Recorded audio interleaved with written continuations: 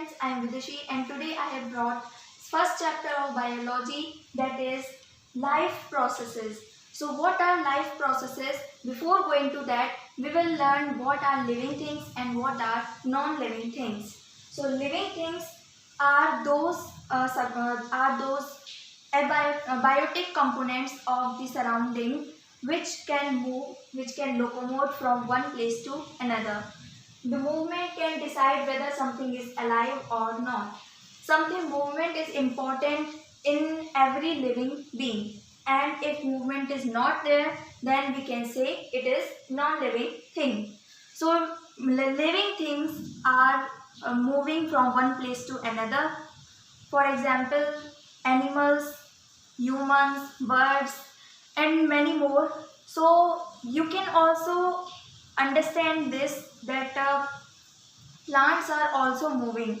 They are not locomoting from one place to another, but rather they are increasing their diameter of their stem. They are increasing their height of roots and shoot, and they are spreading their branches. So we can also observe the movement in those plants. And plants like sunflower can move their uh, whole body part towards the sun. So we can say that plants are also moving. They are not locomoting from one place to another, but they are growing. They show the growth of their own. So we can also say that they are moving from one place to another. Now, one of the important things is the unicellular organisms, or very small organisms which are naked to our eyes. They are also moving in their surroundings, in the water, on land, anywhere where they are living, and they are also showing the movement because molecular movement is taking place inside them, whether they are unicellular or multicellular.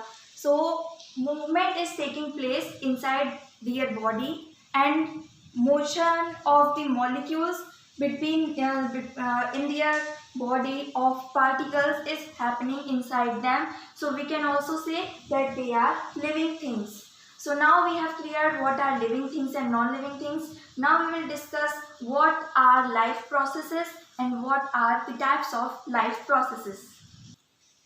Now, basic functions performed by living organisms to maintain their life on earth, that is called life processes. So these are the life processes which are used. These are the basic functions performed by the living organism to live on the earth. So here are the types of life processes. First one is nutrition, because nutrition is important, and nutrition comes, it's a type of energy which the living organism need, and energy is required for the organism to do different activities or different functions. So nutrition is very important, and nutrition is uh, they can get nutrition from any other source, such as they can be dependent on the plants, or they can be dependent on the animals, or they can be dependent on the both. So there are different types of nutrition which we are going to study the next. Respiration is the process in which the oxygen is taken inside, and in plants the carbon dioxide is taken inside, and it is used to make the glucose. And transportation of the food and blood into the organisms, so that is important, and transportation is also life process. And excretion, growth is also important. Movement and growth are absolutely same things.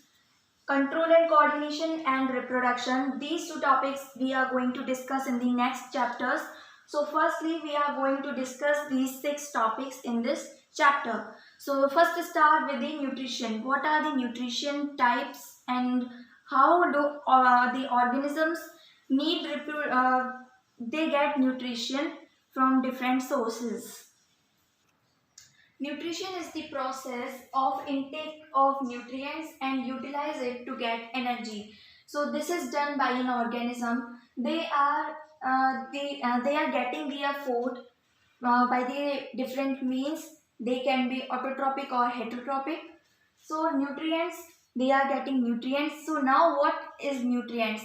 So nutrients are the food, complex foods or simpler foods. The simpler nutrient is the glucose, which is created by our body, the simplest form of sugar. And the complex foods such as starch, which are also known as carbohydrates. So these are created, these are the nutrients which are created inside the body, and these are also needed for an organism to utilize. They utilize this nutrients, and they get energy, and they can do different types of work. And nutrients are containing such as carbohydrates, fats, vitamins, minerals, glucose. Glucose is the last form. It is the simplest form uh, which is created inside our body. So glucose we can also get direct. You have heard of glucose taking inside and getting energy very much. So why do we get energy by drinking the glucose? By taking the glucose, because glucose is the simplest form of sugar, and it is created by our body, or it is taken out, taken from the different means, and we get energy from that glucose. So nutrients are also containing the water and roughage. These are also nutrients. These are also needed for the creation of energy, and energy is formed in mitochondria in the form of ATP. There are different types of nutrition, such as mainly two types of nutrition: autotrophic and heterotrophic. Autotrophic mode of nutrition is the nutrition in which organism get their food, they make their own food, they create their own food. For example, such as plants, so they create their own food. And heterotrophic means the organisms which are depending on other organisms for their food, such as human beings are dependent on other animals or plants for their food. So these are the two types of nutrition: autotrophic and heterotrophic. Let us first start with the autotrophic mode of nutrition. Now we will learn about autotrophic nutrition. So first of all, have a look on this equation. 6H2, 6CO2 plus 6H2O means this is carbon dioxide and this is water, plus light energy, that is sunlight, plus chlorophyll. And chlorophyll is added into it because chlorophyll is present in chloroplast, and which is present in the plant, which is the green pigment. Green color of the plant is due to the presence of chlorophyll. And C6H12O6, that is glucose, plus 6O2, that is oxygen. So oxygen is released in this process. So this is the process of photosynthesis. Photosynthesis is the process in which carbon dioxide, water and light energy and chlorophyll are involved, and when these all are involved in the process, then they form glucose plus oxygen, and glucose is stored in the plants and oxygen is released from the plants, and we are taking that oxygen and we are releasing carbon dioxide, which is again taken by the plants. So this is the process of photosynthesis, which is due to the presence of carbon dioxide, water, light energy, that is sunlight, and chlorophyll. So these are the main components for the photosynthesis process, and glucose is formed. Glucose can be stored in the form of starch also, because potatoes are having the starch in them. When you can rice are also have starch in them. So extra starch or extra glucose is stored in them for the upcoming days, because sometimes there is no sun to be seen, there are very dense clouds in the sky. So at the time of those days, so the plants can use these uh, glucose, they stored the glucose, or they stored this in this form of starch, so they can use that and get energy. So this is used by the plants. They also store some energy They also store some glucose from this process for the upcoming days, whether the climate is good or not. So that condition is used in the plants, and oxygen is released into the atmosphere. So this is the process of photosynthesis. Photosynthesis is nothing, these four components are involved, and glucose and oxygen are released. Glucose is stored and oxygen is released. So this is the simple process of this. Also, the autotrophic nutrition. Autotrophic nutrition is the nutrition in which plants or any organism which can create their own food, which can make their own food from the biotic components or abiotic components. Majorly they are abiotic components, and they are carbon dioxide, water, light energy, that is sunlight, and chlorophyll. So these are the four conditions necessary for the process of photosynthesis or making their food in plants. And glucose is the form of energy, and plant gets their energy from glucose. They can use this energy in the form, they can use this energy to grow, to create new branches, to maintain their land, to just so they are using different types of work, and this glucose is used by them and in the form of energy, and oxygen is released from these. So oxygen and carbon dioxide means gaseous exchange is taking place in the in the stomata, and stomata in the singular is known as stoma. So one stoma is exchanging the gases carbon dioxide and oxygen into the atmosphere. Stomata is the holes or the small pores which are not seen by our naked eyes, and these stomatas are the movement of these stomatas are created by the guard cells. Guard cells just push up when these stomatas are in this form. So these are the stomata, and here are the guard cells which are creating the pressure. When these guard cells create the pressure, they just close up, and no gaseous exchange, and water is also released in the process of transpiration. So this is not happening at all. So this is the open stomata. So here is the hole, small, very small hole inside it, and through this hole the oxygen and carbon dioxide or gaseous exchange takes place.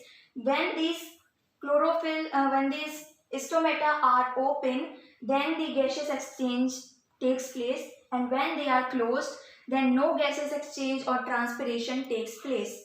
Here also water can be taken out from these stomata, and these are very large in number as we have only one nose. So it is not like that one stomata, because it is very small to be seen with our naked eyes. So they are presented in large number, and they are they are exchanging their gases, and also water, they are transpirating water into the atmosphere. So this is the autotrophic nutrition. Now we will move to heterotrophic mode of nutrition. So let us discuss about heterotrophic nutrition. Heterotrophic nutrition is the nutrition on which the organisms depend on the other organisms for their food. They can be animals or they can be plants. So firstly, there are three types of heterotrophic mode of nutrition. First, the saprophytic or saprotrophic nutrition, parasitic nutrition, and holozoic nutrition. So saprophytic nutrition, sapro means decaying, which is decaying, dead. So saproentropic means nutrition. So the organisms which depend on decaying matter or dead material, that are known as saprophytic nutrition or saprotrophic nutrition. So in this group, the fungi, mainly kingdom fungi, came inside these groups. such as bread molds, as you can see in your home, and mushrooms, yeast, and such organisms are saprophytic. They are just creating themselves. They are taking nutrients from the decaying matter or dead material, and they convert those complex substances into simpler ones. Because you have also heard of earthworms and all, so they are also saprophytic. So they are decaying, they are depending on the decaying matter, they are depending on the dead material for their nutrition.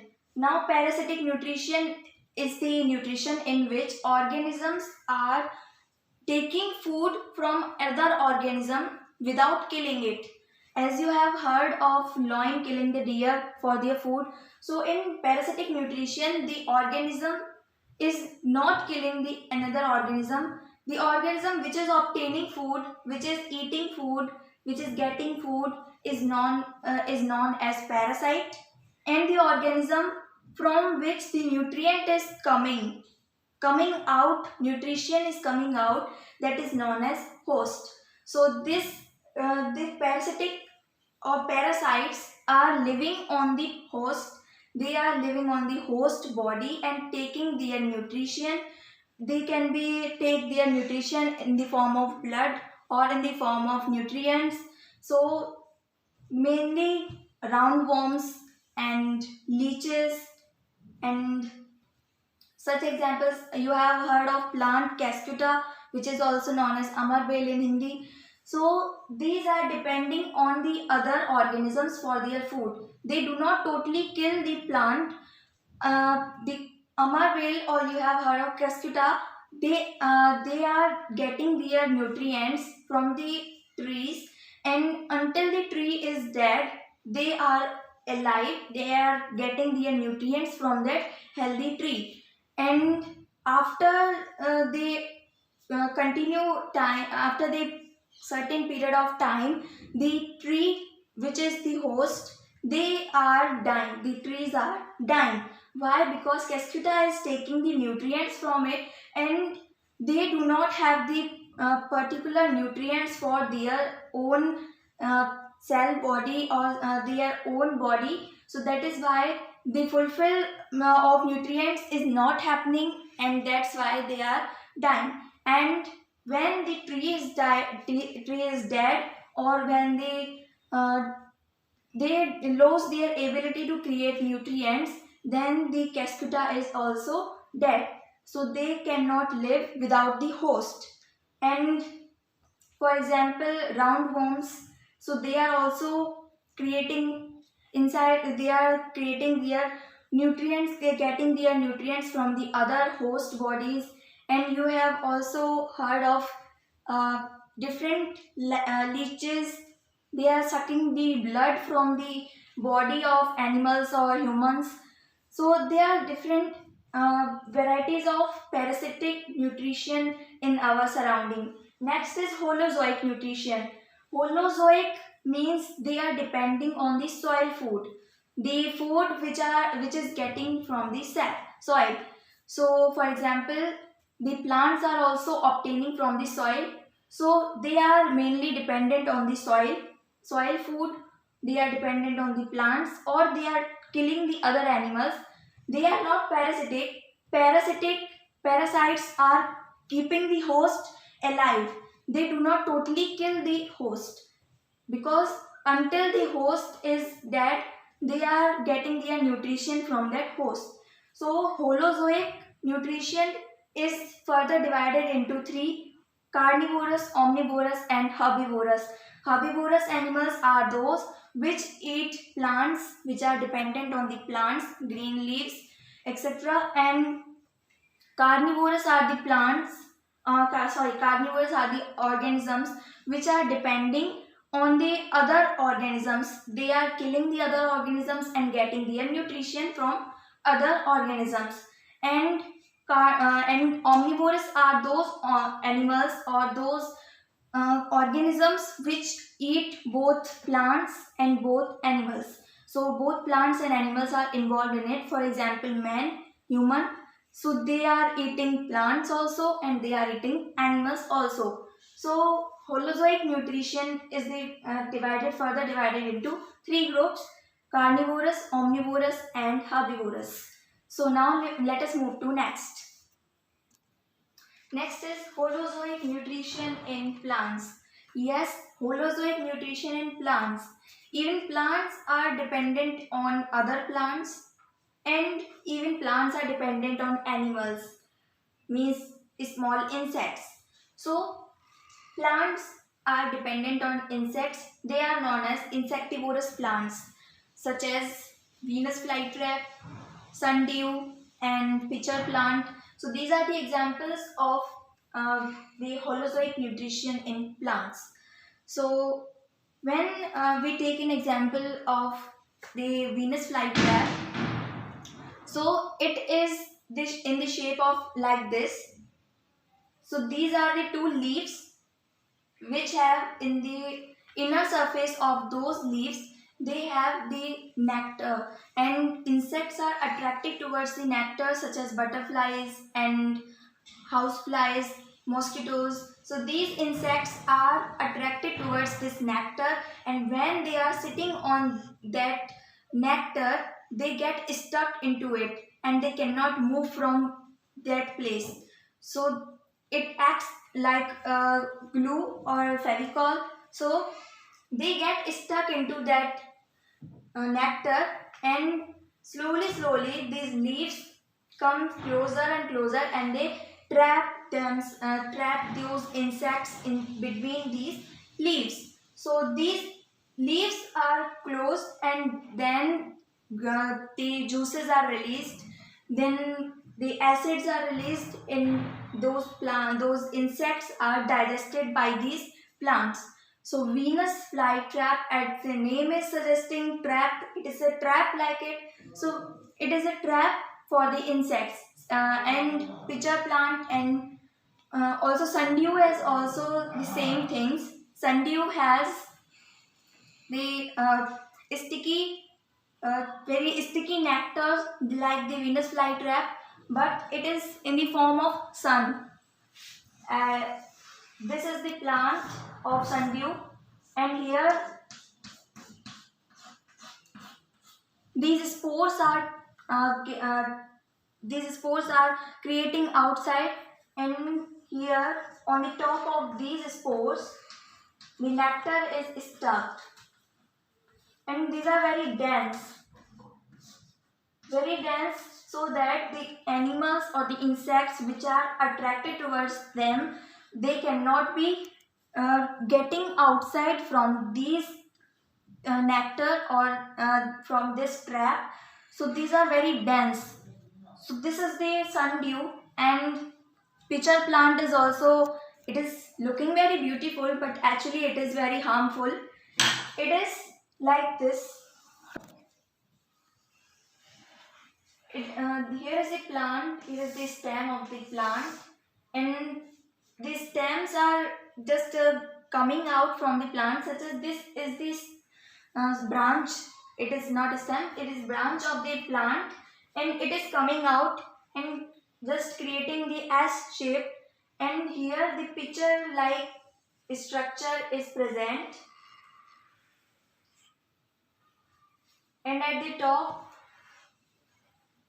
it is just like the pot, very beautiful pot, but it is very harmful, and nectar is filled in this pitcher.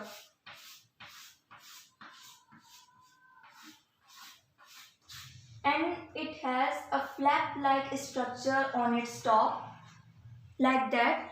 When the insect get attracted and sit inside this, then the insect cannot move outside, and now this flap come closer and just cover up this mouth of this pitcher, and insect is trapped inside it, and juices are released from the walls of this plant, and they are digesting this insect or whatever the animals are.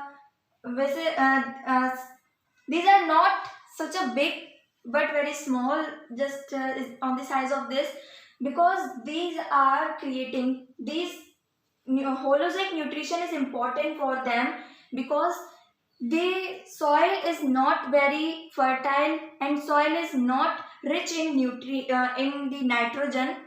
So to fulfill the uh, nitrogen, then these organisms have nitrogen. Every organisms have some nitrogen and they are organic. So to get the nutrition, to get the proper nutrition and organic substances, and to get the nitrogen, so these plants create the nectar like structures, and when the insects are attracted towards them, then these are releasing the acids from their walls, and the plant is digesting the insect inside it, and they are getting nitrogen or the organic substance which they are required to get. So here the soil is not very fertile and not rich in the minerals, so that is why to fulfill the minerals they are trapping the insects in them. Now we will learn about holozoic nutrition in animals. Now, ingestion means taking inside the food. Digestion means they are the whole food, the whole organic food is break down into simpler forms to form the glucose or starch or fats. Then absorption, they are carried out in the intestines, small intestine, and absorption of nutrients takes place. And in the large intestine, when the food moves towards the large intestine, then absorption of water takes place. So this is the absorption. Assimilation means the food which is absorbed, the nutrients and the water which is absorbed by these intestines, then they are carried towards the whole body, and they are giving the energy to the animal or whatever human. And egestion means the waste product which is not required by the body, it is removed out from the body. So this is the holozoic nutrition in animals. So let us first take an example of an amoeba. So amoeba is the unicellular organisms which have irregular shape, and it is moving here and there, and it creates the pseudopodia means finger-like structures, and they are also known as false legs because they are not regular. We have regular hands, regular leg, regular body, but amoeba has only the regular nucleus. Other than the nucleus, nothing is regular in amoeba. It just creates the pseudopodia, and suppose that this is the amoeba, and here is the nucleus of this creature, and now suppose that here is the food particle, it is getting the food particle inside it, and these pseudopodia create the legs like this, and they engulf the food particle inside them. So this is the food particle, and these are the false legs of amoeba, and now it is capturing the food, taking the food inside it, and when it gets the inside means egestion, it is getting inside the food, egestion is take place. Now digestion of this food particle will take place. So digestion will take place after the acids will act on it, and it will convert it into simpler substances such as glucose and proteins, whatever amoeba requires. So this is converted into the energy. So that is for the digestion. And absorption. Now the absorption of nutrients will take place. So now all the nutrients which are taken from this by the process of absorption, the food particles will get absorbed by the body because it is only one cell, so it will be just absorbed by this body of the amoeba, and assimilation will take place. It will be carried out to all parts of the amoeba, and when it will be carried to all parts, then some waste should be also removed. So when the waste is created when the unwanted food particles are inside the amoeba. They are, suppose that this is the unwanted food particle and it is removed from the amoeba. It will just create legs like this, and the food particle will be pushed out and it will be moving forward. So this is the nutrition in amoeba. So firstly ingestion, it will take inside the food particle, then digestion, the certain acids will be released and it will digest the food. Then absorption, the all the nutrients should be absorbed, and when the nutrients will be absorbed, it will be carried to all parts of amoeba, and something waste should be removed from the amoeba. So then that is why it is removed from the body of amoeba or single celled creature. This is the nutrition in amoeba. Now we will learn what is the nutrition in human beings. So human beings have mouth. To the egestion of the food takes place inside the mouth, and even the digestion of the food starts in the mouth. Digestion of the food starts in the mouth as the saliva is present inside the mouth. Saliva just digests the food inside our mouth, and when we are just taking inside the food through our oesophagus or the food pipe, then it is getting stored into the small bag-like structure, that is stomach. And when the food is stored in the stomach, then certain juices will be released, certain acids will be released. Mainly in humans there is hydrochloric acid, so it is really very harmful, and you can understand we cannot touch even the hydrochloric acid and it is present inside our body. So don't touch the hydrochloric acid, don't make sure that it is very harmful, very dangerous to our body. But the walls of the stomach are very strong. They are the special muscles, they are made from special tissues, fibers. So that is why hydrochloric acid won't act on this walls. And walls of the stomach are also removed inside our stomach, and when these layers of the walls are removed, the new layer starts to build up, and this what happens in the digestion. Now absorption takes place inside the small intestine. So with the help of gastric juice and gallbladder and certain bile juice from the liver, so pancreatic juice from the pancreas, then these juices are mixing together and digesting the food. After the digestion of the food moves towards the small intestine. The small intestine absorbs the nutrients from the food, and these nutrients are carried to the other parts of the body. And after the small intestine, the large intestine just absorb the water from the food, and when water is just absorbed by the food and water is also transported, and egestion takes place. Egestion means a waste part which is stored in the rectum is removed out from the anus. So this is the process in humans, the holozoic nutrition in humans, and this was in the amoeba. So we have completed holozoic nutrition. Now the nutrition in humans takes place like this. This is the digestive system of the humans, and ingestion of the humans takes place in the mouth. In the mouth we take the food, that is the ingestion, and digestion from the mouth, the digestion begins. In the mouth digestion begins, yes, and it ends till the rectum, and absorption is taking place in the intestines. Assimilation is further created by the intestines, and egestion is taking place in the anus. So this is the human digestive system. Now in the mouth, when we take the food, any food, Then tongue is the muscles, is the organ which is very muscular, and it gives taste to our food.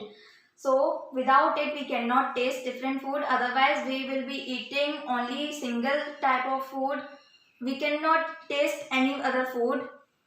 And salivary glands just releases the salivary amylase, which are breaking down the food into simpler substances, and these convert the complex molecules into the simpler.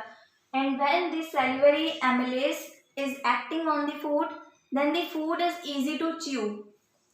For biting or chewing the food is very easy to be taken in to the esophagus. Esophagus is also known as the food pipe, and food pipe and windpipe, there are two pipes. And the nose, nasal cavity. The nasal cavity has one of the just like esophagus, the another part which is called the windpipe is also present behind this. And here are our lungs. So lungs are the respiratory part, and this one is the digestive part. So diaphragm, this is the diaphragm. Diaphragm separates the lungs from the rest of the digestive system. This separates lungs from the digestive system.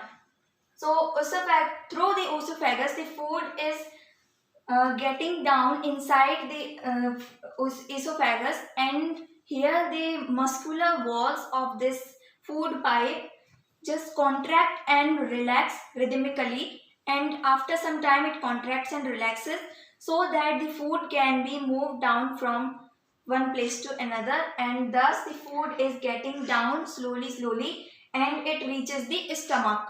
And in the stomach we find the juices, gastric juices, which the gastric glands are present on the walls of the stomach. On the walls of the stomach, gastric juices releases the hydrochloric acids and amino acids, which are converting proteins. So here these are converted, and hydrochloric acid is very dangerous, and it just break down the food into simpler forms. Here the trypsin, pepsin and lipase, three amylase are found. Three enzymes are found. Enzymes are the substances which make the food easy to break down. So enzymes are helping substances which make the make the breakdown of food very easy. So enzymes like trypsin and pepsin just break down the proteins into amino acids.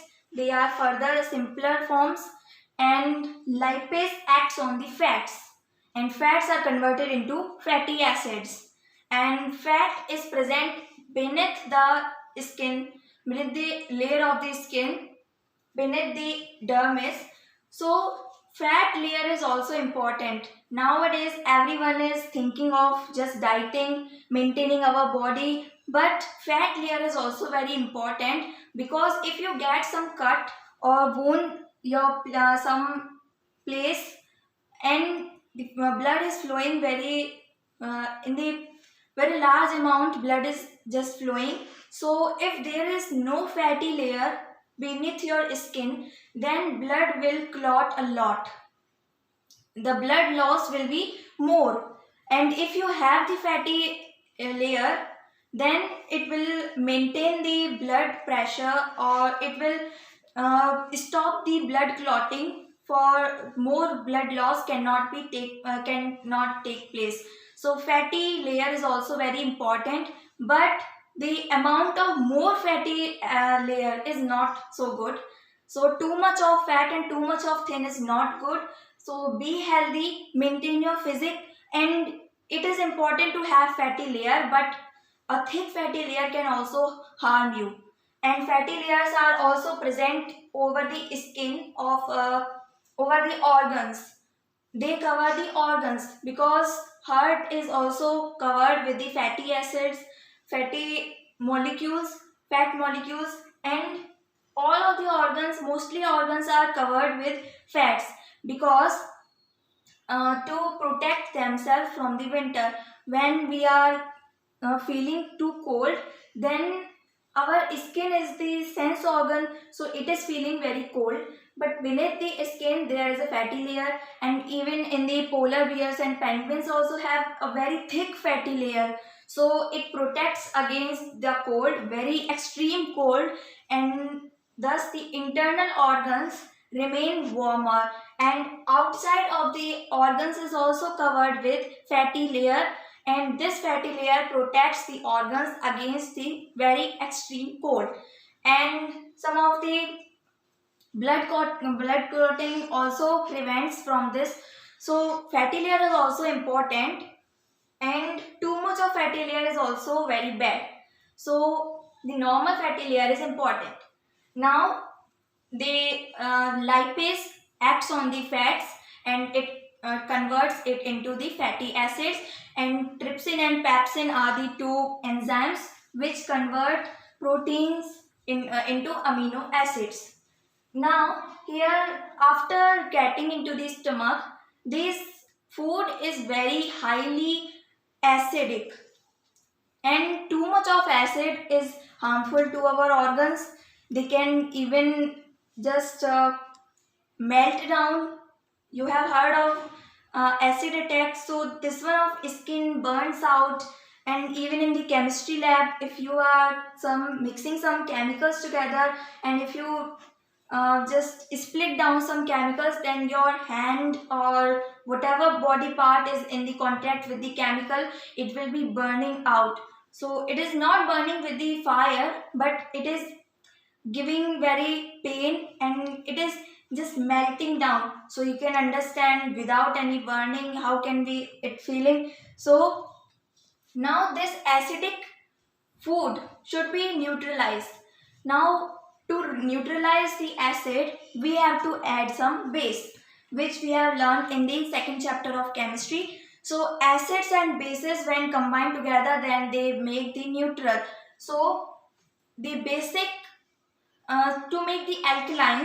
to make alkalines, because acids are present, and to make the acidic food alkaline, the juices from the bile duct, bile and gallbladder and liver and pancreatic juice, these juices are combined together, and after combination of all uh, these all juices or these all enzymes, then this food moves towards the small intestine, and it has already become the alkaline, so it will not harm the intestine because the wall of stomach is very hard. It is a different type of stomach. It is made up of gastric glands. So once in a week, every gastric gland of the wall of the stomach is removed out, and just with the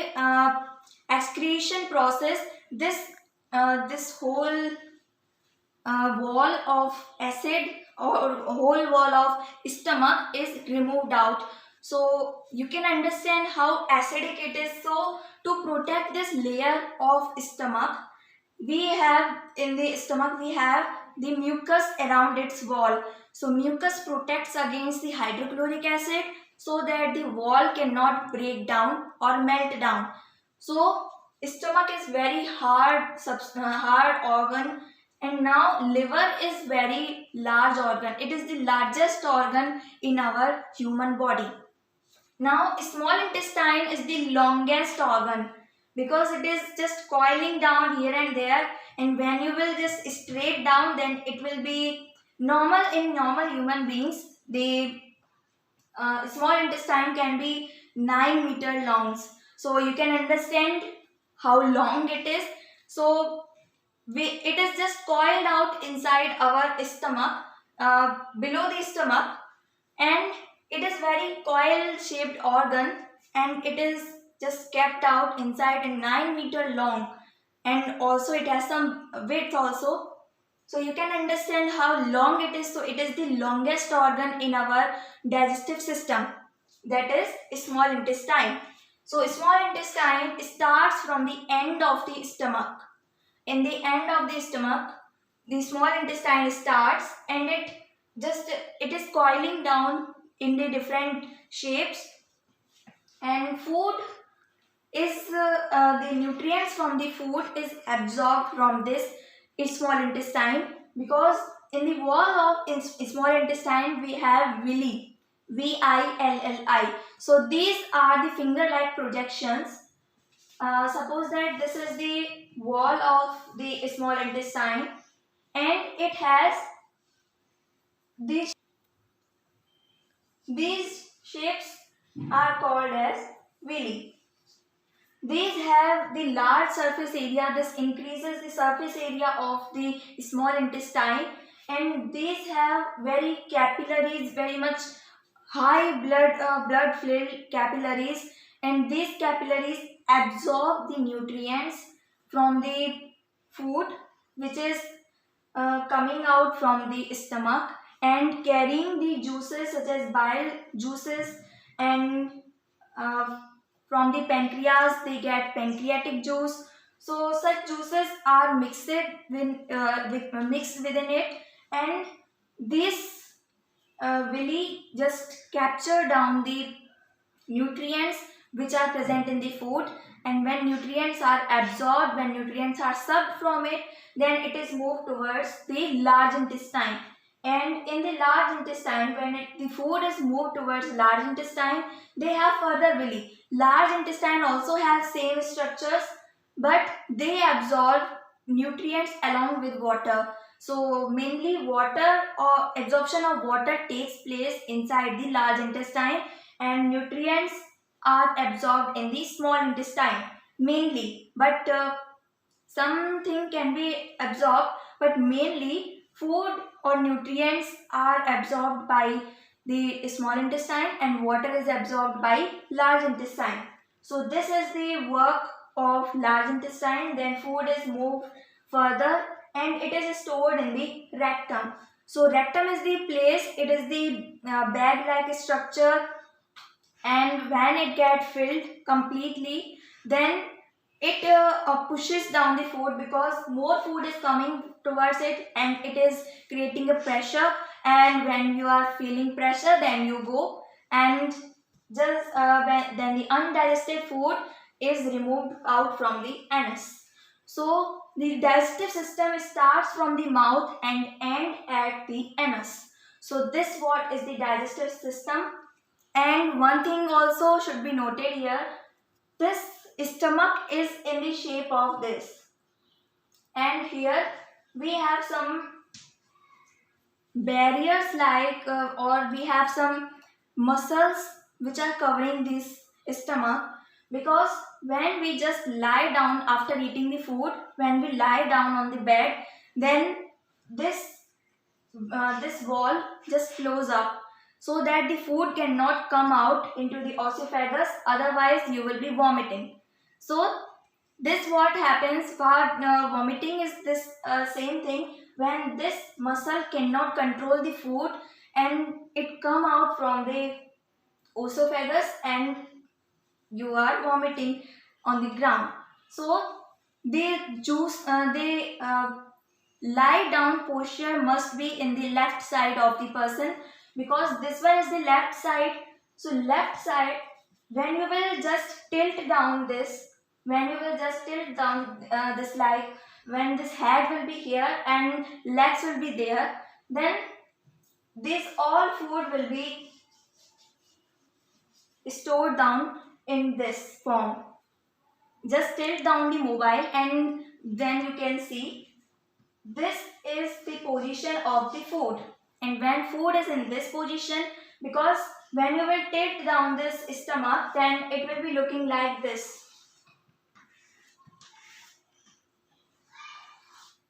And here are the walls which are barrier, acting as the barrier, and your all the hydrochloric acid plus your food, whatever it is in your stomach, then it will be like that.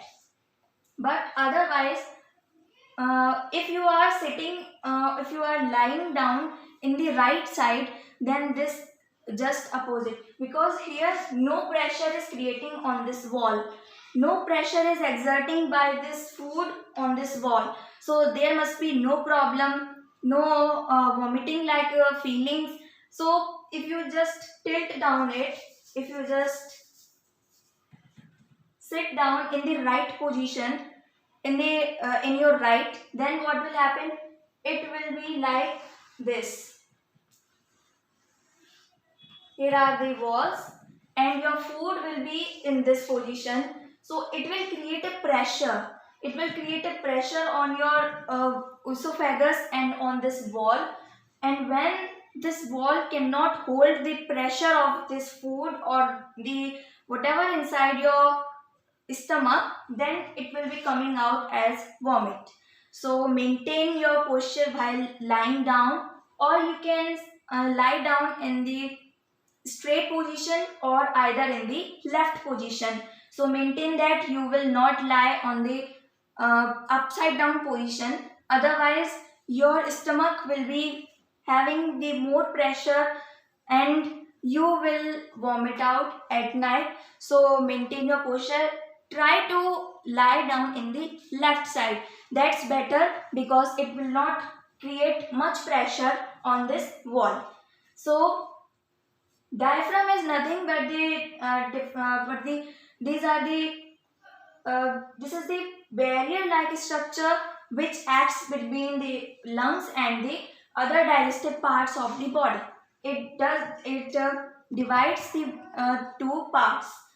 Now large intestine have villi which are absorbing the food, which are absorbing the water from the body and water from the food.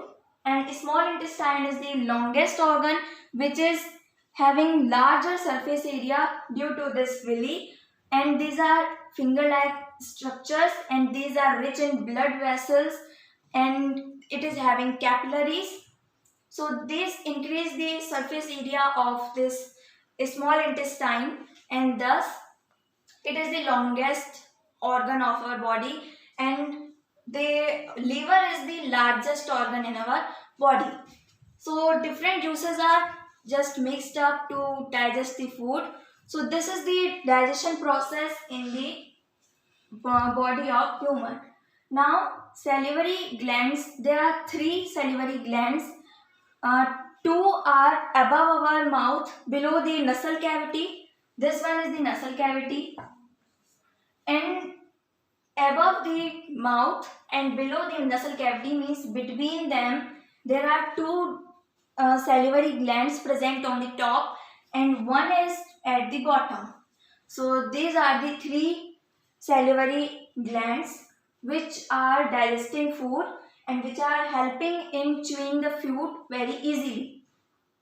And chewing food can act on the uh, act on your teeth, and we are hearing so much of from the doctors that we have to brush two times, once in the morning and once in the night. Why should we brush our teeth regularly? Because the food, when digestion of food is taking place, then this food is taking some salivary glands are mixing up with the calcium in our enamel.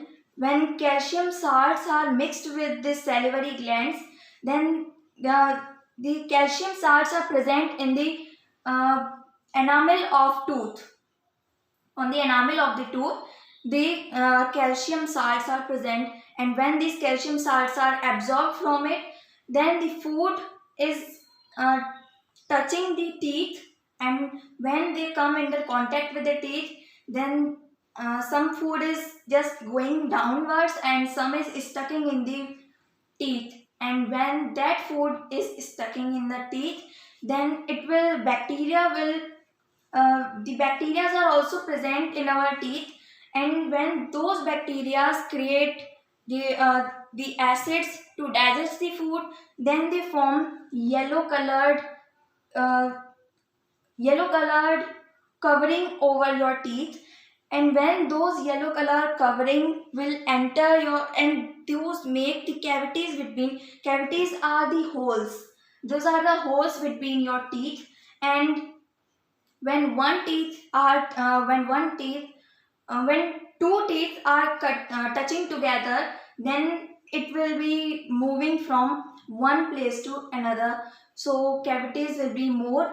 So, and cavities can even reach to your pulp, which is the inner, the most inside part of your teeth.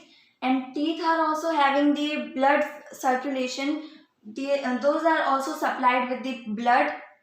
And when those cavities will reach towards the blood vessel or the towards the pulp of your tooth, then it will be creating so much of pain, and you have to consult with doctor, so dentist.